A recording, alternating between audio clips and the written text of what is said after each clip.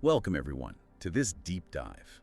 We're looking at something that feels, well, almost like a contradiction in our modern lives, doesn't it? Why, with all the conveniences, the tech, everything designed to make life easier, why do we so often feel just completely drained? It is a strange situation. We seem to gather more and more comfort around us, yet that inner wellspring, it feels like it's drying up for many. Exactly. So today, we want to explore some of the, let's say, the deeper reasons behind this feeling of depletion. We'll be drawing on ideas that kind of bridge ancient wisdom and modern understanding. Think of it like this. Imagine your inner energy is a river flowing inside you. What are the unseen rocks, the hidden things that might be blocking its flow? That's really what we're diving into. That's a powerful image, the flow of life. Yes, it's often held back by things we don't even see. All right, so we'll start by really looking at this idea, this river and stones metaphor. Then we'll think about attachment, how the things we, cling to can really weigh us down. And finally, we'll touch on how the constant buzz, the noise of modern life, can just sort of quietly steal our energy. Each of these holds a piece of the puzzle, I think. A way to understand this feeling of being drained. It really does make you stop and think, though. Like, when was the last time you felt genuinely, really energized? Alive? I bet it wasn't when you were stressed out or rushing around. Probably it was one of those quieter moments where you were just Yeah. there, present. Presence, yes. It seems to be a key channel for our natural vitality. Okay, so let's really get into this river and the stones idea. Yeah. We've got this image, life force as a river, and these stones are blocking it. What do these stones actually look like in our day-to-day? Well, often they aren't obvious, are they? They show up as habits we don't even think about, or patterns in our thinking, ways we always react, actions we just repeat. Some might be small pebbles, easy enough to shift. Others are more like big rocks, needing real attention. And this feels connected to that Buddhist idea of dukkha, that sort of background hum of dissatisfaction or suffering. Precisely. Dukkha often comes from fighting against how life naturally flows. When we resist change or try to hold on to things that are temporary or push away what we don't like, we create this inner friction. These are the stones. Think about it. Every time you're arguing with reality in your head, you're burning energy, aren't you? And for what? Just inner conflict. Wow. So those times we're stuck stewing about the past or gripped by fear about the future or just playing old regrets over and over, those are literally extra weights we're adding to our own riverbed. Yes, indeed. Holding on to those negative feelings makes them heavier, harder to let go of. They obstruct that natural flow even more. Which is where something like mindfulness comes in, I guess. That practice of just noticing what's happening inside, seeing the stones without getting swept away by them. Mindfulness brings that clarity. It lets you see these inner blocks without getting tangled up. It creates a bit of space, doesn't it? Space to understand why they're there and maybe choose a different way to respond. But it's so easy to not even see them. They get hidden under layers of habit or what society tells us we should be doing. That's a very important point. Our conditioning, the stories our culture tells us, they can hide these energy drains really well. Like, maybe we believe deep down that working ourselves ragged proves our worth, so we push and push, chasing some idea of success. Right, or feeling like we have to say yes to everyone to be liked, even when it leaves us feeling resentful and totally empty. Exactly. These beliefs, these automatic behaviors, we often don't even question them, but they become this unseen stuff slowing down our river. So it really needs a bit of inner looking, asking ourselves, what are my rocks? Maybe it's an old belief or a relationship that drags me down, or just wanting something that never actually makes me happy. That honest self-reflection, that's the light that shows us where the obstacles are. Asking those tough questions. Okay, river and stones. Got it. Now let's talk about attachment. In Buddhism, it's tanha, right? A big reason for suffering. How does that connect to feeling drained? Attachment. It's our tendency to cling, isn't it? To things like possession, sure, but also to how we want things to turn out, or even who we think we are. We cling as if these things are permanent, as if they're the source of lasting happiness.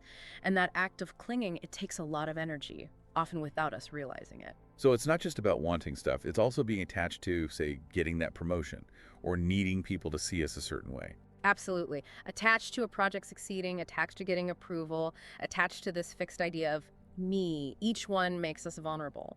Because when that thing changes or is threatened, which it inevitably will be, we feel anxious, stressed, and that just wears us down energetically. It's like carrying invisible anchors around. The more things we're attached to, the heavier we feel, and the harder it is just to, float along with life. That's a good way to put it. Each attachment is a weight. It makes it harder to move with the natural flow. That really hits home when you think about social media. It's so easy to get caught up comparing our lives to these perfect-looking pictures. We get attached to likes, or we feel bad because our reality doesn't match up. It just feeds this loop of wanting more, feeling like we're not enough. Yes, social media is a very clear example. That attachment to validation, the constant comparing, it breeds inadequacy, envy. It triggers the cycle of craving, then feeling dissatisfied, which neuroscience tells us hooks into our dopamine system. You get a little hit, but then you need more just to feel okay. It's a huge energy leak, chasing that feeling. And that connects to samsara, right? Yeah. That cycle of always chasing, never arriving, sounds exhausting just thinking about it. It is energetically draining. In that cycle, we're always striving for something outside ourselves, using up our energy, chasing fleeting pleasures or trying to avoid discomfort, but never finding real, lasting peace. It's like running on a wheel. So how do we start to loosen that grip? You mentioned gratitude before. How does being grateful help us let go of attachment? Gratitude shifts our focus. Instead of looking at what we don't have, what we're lacking, we turn our attention to the good things already here. When you consciously appreciate what you have, the craving, the attachment, it starts to lose its power. You see the richness that's already present. And that simple practice you suggested, just writing down maybe 3 things each morning you're grateful for, seems small, but you're saying that can actually make a difference. It might seem simple, but doing it consistently, it really does shift your perspective over time. It trains your mind to notice the good, to value what is, and that slowly weakens the pull of wanting what isn't. That makes sense, kind of rewiring ourselves for abundance instead of lack. Okay, so inner obstacles, the weight of attachment. Now, what about these invisible energy thieves? The constant distractions of modern life. This feels huge for so many of us. Oh, yes. The sheer volume of information, the constant stimulation, it's a unique challenge for our energy. Emails, notifications, endless feeds online, they're all pulling at our attention, demanding a piece of it. It's nonstop, isn't it? It feels like we're always on, always connected. Even when you're trying to relax, there's this background buzz of things you could be checking. It's subtly draining. And it creates this chronic low-level stress state. Our attention gets fragmented, pulled everywhere, we can't focus deeply, and that just depletes us mentally and emotionally. Which is the total opposite of what many wisdom traditions teach, right? That real peace comes from inner stillness, not chasing the next external thing. That's a crucial difference, yes. Many paths point towards finding peace inside, through things like meditation, contemplation, finding contentment within. Modern distractions often pull us the other way, always seeking the next hit of stimulation, the next bit of validation from outside. You also mentioned the hedonic treadmill from psychology. How does that fit in with distractions draining our energy? The hedonic treadmill. It's our tendency to adapt, basically. We get a little burst of pleasure from something new, a notification, an interesting article, but it fades quickly. We return to our baseline happiness level. So to get that feeling again, we need more stimulation, more novelty. We end up constantly chasing these little hits, and that constant chasing itself is exhausting. Like chasing a high that never really lasts, and the chase itself just wears you out. Okay, so what can we actually do about these invisible thieves? How do we protect our energy? Being intentional about it helps. Things like digital detoxes can be really powerful. It means setting real boundaries with technology, maybe tech-free zones in the house, or specific times for checking emails, not just whenever they pop up, maybe even whole days offline sometimes. So it's not about throwing out our phones, but using them mindfully, making sure we're in charge, not the notifications. Precisely. Technology is a tool. The key is using it consciously, with intention, not letting it hijack our attention and energy, and also making time for things that genuinely nourish us, reading a book, being in nature, creative things, that helps restore the balance. That makes total sense. Actively choosing where our energy goes instead of just letting it leak out everywhere. Okay, we've looked at some root causes. Now let's get into some specific patterns, maybe some deadly mistakes, as you put it, that really sabotage our energy. Yes, these are common ways of being, common traps we fall into that really erode our vitality over time. Often we don't even realize we're doing them. They become habits, and we don't see the damage they're causing. Okay, so what's the first big one we should look out for? The first is the fear of change. That very human tendency to cling to what's familiar, even if it's not really working for us anymore. Fear of change. Yeah, that's universal, isn't it? We resist it, even when we kind of know it might be good for us. Why is resisting change so draining? Well, fighting against change takes a huge amount of energy, often unconsciously. It's like trying to stop a river from flowing. You can't, really, but you expend so much effort trying. It usually comes from fear, doesn't it? Fear of the unknown, fear of losing something, fear of not knowing what's next. And this resistance, this trying to hold on, it goes directly against that Buddhist idea of anicca, that everything is always changing. Trying to freeze the river, like we said, just creates struggle, that dukkha, and burns energy. You use that great image holding onto worn out shoes just because they're familiar, even if they hurt our feet. I think we all have those metaphorical old shoes, right? Old beliefs, draining relationships, routines that feel deadening but safe. Exactly. Clinging to those things holds us back. It drains energy that could be going towards something new, something more alive. Every moment spent resisting change is energy wasted. And that really brings home the anicca idea, everything is temporary. So trying to make things permanent is just setting ourselves up for struggle and, I guess, energy loss. Yes. When we can accept that impermanent nature of things, we can move through life's changes with more ease, less inner fighting. Resisting impermanence creates that friction, that energy drain. So how can we start to loosen our grip? How do we get better at flowing with change? One practical way is to start small. Introduce little changes into your daily life consciously. It builds tolerance for the unfamiliar, makes you more adaptable. Like take a different route home, try a food you've never eaten, maybe just rearrange your desk. These small steps help you practice letting go of rigidity. Over time, it builds resilience for facing bigger shifts with less resistance. Like exercising a change muscle. That makes sense. Yeah. Okay, what's the second energy draining mistake? The second is getting stuck living in the past or worrying constantly about the future, missing the life that's actually happening right now in the present. Oh boy, I think I live there quite a lot. Either replaying things that happened or stressing about what might happen. How does that steal our energy? Well, when your mind is always somewhere else, analyzing past mistakes, nursing old hurts, or spinning anxieties about the future, you're not really here. And the present moment, that's where your power is. That's where you can act, experience joy, make choices. If your attention is scattered across time, your energy is scattered too. It's not available now. It's like mental multitasking across time zones. No wonder it's exhausting. It is. And again, many wisdom traditions point to mindfulness, bringing your attention fully here without judgment. The mind can be like a restless monkey, jumping everywhere, that consumes energy. Think of sunlight through a magnifying glass. Focused, it has power. Scattered, it doesn't. It's the same with our attention and energy. You told a story about Sarah, who overcame chronic fatigue, partly by practicing meditation to anchor herself in the present.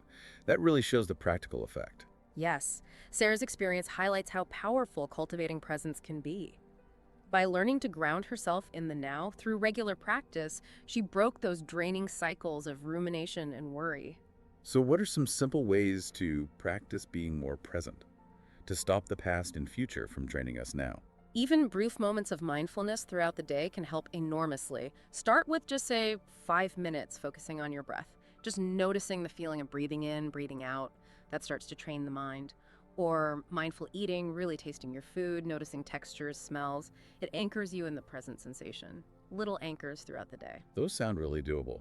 Okay, what's deadly mistake number 3? Number 3 is negative thinking. That constant inner critic, the pessimistic voice, the self-doubt. Ah, the lovely mental chatter. We all know that one. How does that negativity make us tired? Well, negative thoughts aren't just thoughts, are they? They trigger real emotional distress, stress responses in the body. They can make us feel hopeless, helpless. All of that is profoundly draining.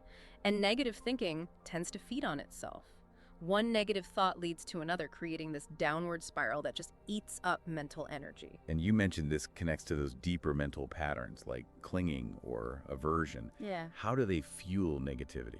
Those underlying tendencies can color how we see everything. If we're attached to things being a certain way, we see lack everywhere. If we have strong dislikes, we see things to criticize. It fuels that negative filter. And neuroscience backs this up too. Negative thoughts trigger stress hormones like cortisol, and chronic exposure to those really impacts physical energy levels. You shared that story about James, the chronic worrier, who used positive affirmations to consciously change his inner script. That sounds like real work, but powerful. James's story shows it is possible to reshape that inner dialogue. By consistently, intentionally replacing those negative loops with more supportive, positive statements, he managed to lessen the grip of worry and feel more energetic and optimistic. So the trick is to catch those negative thoughts and challenge them. How do we do that effectively? One way is to question them. When a negative thought comes up, ask, is this really true? What's the evidence? Is there another way to look at this? It's about reframing, consciously choosing a more balanced, maybe more compassionate perspective. Keeping a journal can help too. Notice the patterns. When do the negative thoughts show up? Then you can intentionally practice replacing them with something more constructive. Like actively retraining your brain's default setting. Okay, number 4, neglecting self-care. Oh, this one hits home for so many people, especially when life gets busy. Yes, in our busy world, self-care often feels like the first thing to go. We treat it like a luxury, something for later when we have time. But constantly neglecting our basic needs, it has serious consequences for our energy and our well-being. And this links back to that idea of kindness to ourselves, right? Treating ourselves with the same care we'd give a friend. Exactly. If a friend was exhausted, you'd tell them to rest, eat well. We need to extend that same compassion inwards. Neglecting ourselves is like letting our own well run dry. Think of your body, your mind, as precious instruments. They need care, tuning, rest, nourishment to function well. That's a great way to think about it.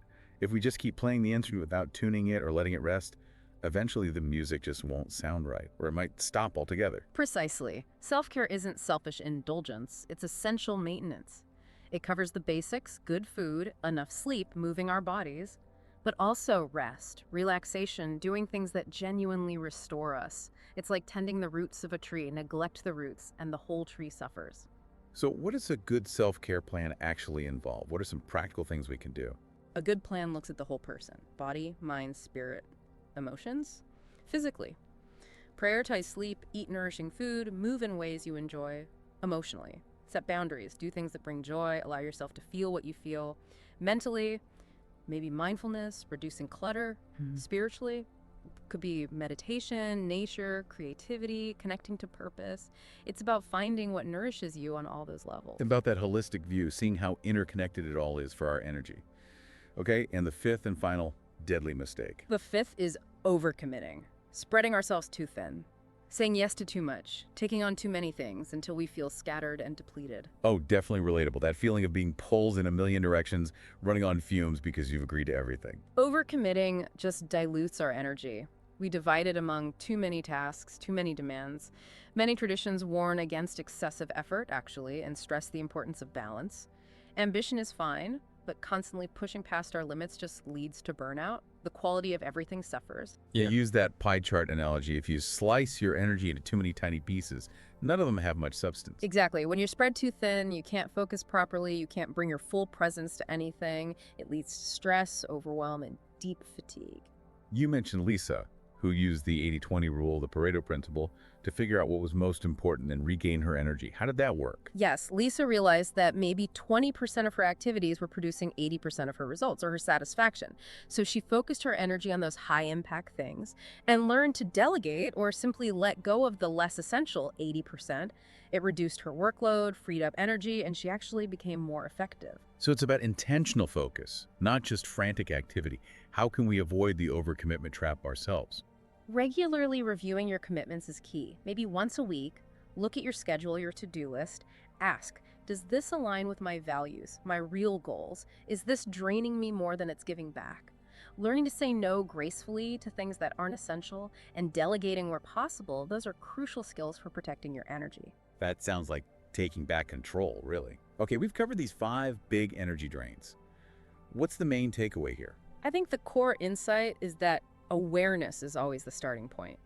Just recognizing these patterns in ourselves, that's the first most crucial step. It gives us the power to choose differently. Okay, so we've explored why we lose energy, the patterns that drain us. Now, let's shift gears a bit. How do we actively get it back? Yeah. How do we tap into that inner source? You said something earlier that I found really hopeful, that maybe our energy is already there, just hidden. Yes, it's a shift in thinking, isn't it? We often assume energy is something we have to get from outside. But perhaps our natural life force is always present. It's the obstacles we've been talking about, the attachments, the resistance, the negative loops that just cover it up, veil our awareness of it. And this connects to that idea of emptiness or spaciousness, shunyata, not as nothingness, but as potential. How does that relate to energy? Understanding that spaciousness, that openness, it helps us let go of needing things to be a certain fixed way. When we release those rigid attachments, it creates space. Space for new energy, new possibilities to flow in, like emptying a cup of stale water so fresh water can enter. Ah, so letting go isn't just about stopping a drain, it's actively making room for fresh vitality. Mm, That's a really powerful image. Precisely. When we consciously release our grip on old beliefs, past hurts, even stuff we own that weighs us down, we free up the energy that was tied up in holding on. That creates an opening for new life, new creativity to come in. You suggested that visualization, seeing ourselves as wide open sky, with thoughts and feelings like temporary clouds passing through, that helps connect with that inherent space. That image can be a helpful reminder. Our basic nature isn't defined by the temporary weather patterns of our mind or life. We are the underlying vastness, the space in which it all happens. And you offered some affirmations too to reinforce that connection. Could you remind us of one? Something simple like, I am open to the energy within me. Or perhaps, my potential is boundless, like the sky. Words used consciously can help shift our inner state. It's about reminding ourselves of that fundamental capacity, gently pushing back against those old stories of lack. Okay, another key piece, embracing change, impermanence. We know resisting drains us, but how does embracing it give us energy back? When we truly accept that everything changes, that nothing stays the same, we naturally stop fighting reality so much. We loosen our grip on needing things to be predictable or permanent. And that releases a lot of underlying tension, anxiety, resistance, all things that consume energy. Instead, we can learn to be fully present with this moment, appreciate it for what it is, knowing it too will shift. It's like learning to surf the waves instead of trying to flatten the ocean. Moving with the flow takes so much less effort and probably conserves a lot of energy. Exactly. Embracing impermanence helps us adapt more easily. We find a kind of freedom in the flow itself. We're not wasting energy fighting what is. You shared that story about Daniel, who faced a huge loss, but found a new way forward by really leaning into impermanence. It shows how that perspective shift can unlock energy. Yes, Daniel's experience reminds us that even in really difficult times, accepting the changing nature of things can open unexpected doors, lead to growth we didn't anticipate. So when change happens, instead of reacting with fear, we could pause and ask, okay, what's the lesson here? Or just gently remind ourselves, this too shall pass. That feels like a useful reframe. Yes, meeting change with curiosity, with acceptance rather than fear, it saves energy and allows us to learn from whatever life brings. Okay, so tap into potential, embrace change. What's the final piece for reclaiming energy? You mentioned the path to wholeness, aligning mind, body, and spirit. Yes, for energy that's deep and lasting, we need a holistic approach. Recognizing that our mind, our body, our spirit, they're all interconnected. Like a garden, everything needs tending for the whole system to thrive. Our inner well-being flourishes when all parts of us are nurtured and working together. Let's break that down. Starting with the mind. How does cultivating mental clarity boost energy? Our thoughts directly impact our energy, so calming the mental noise, training our attention to be more focused and present, that's key. Practices like meditation, even just for a short time each day, help quiet the restless mind. That inner calm conserves and actually generates mental energy. And you suggested even 10 minutes of just focusing on the breath. That feels manageable. What about the body? How do we honor our physical selves for more energy? Honoring the body means really prioritizing that self-care we talked about. Enough sleep, nourishing food, moving our bodies regularly in ways that feel good. When our physical foundation is strong and healthy, it supports everything else, our mind, our spirit. We naturally feel more vital. And you mentioned things like yoga or Tai Chi, which combine movement and mindfulness. That sounds like a great way to harmonize body and mind, release tension. Lastly, spirit. How do we nurture our spirit for deeper energy? Nurturing the spirit is about connecting to meaning, purpose, values. Connecting to something bigger than just our day-to-day concerns. This could be through prayer, meditation, time in nature, creative expression, acts of service. Whatever connects you to that deeper sense of meaning. When we feel connected to something meaningful, it fuels us from a deep, sustainable place. And you suggested reflecting on our core values, our passions, and then finding small, real steps to live more in line with them. That sounds like it could ignite a really profound energy. Yes, living in alignment with who we truly are, what we deeply value, that provides an inner drive, a resilience that sustains us, even through challenges. This has been so incredibly insightful. It really makes you think differently about where energy comes from and where it goes. That question you asked earlier keeps echoing. What if our energy is already full, just hidden? It's a gentle invitation, isn't it? To consider that the work might be less about getting energy and more about removing what's obscuring the energy that's already within us. So clearing those inner stones, letting go of the heavy attachments, creating better boundaries against the constant noise. Exactly. By tending to those underlying things, we start to uncover that boundless energy that is naturally ours. And the amazing thing is, the tools are already inside us. We don't need to look outside for them. Indeed, the power for change, for reclaiming that vitality, it lies in our own awareness, our own willingness to take those small, consistent steps. So the advice is really to start small. Pick one thing we talked about maybe, and just commit to practicing it gently, consistently. Absolutely. Small steps, done regularly, build momentum. They're far more powerful in the long run than big, overwhelming changes that don't stick. It's about cultivating sustainable habits. It feels empowering, actually, to see ourselves not as victims of fatigue, but as architects of our own energy. Like that river, capable of finding its way around obstacles. We just need to learn how to clear the path and trust the flow. Trust the process. And trust yourself. Trust your own inner resources, your resilience. The potential for a more energized life, it truly is within reach.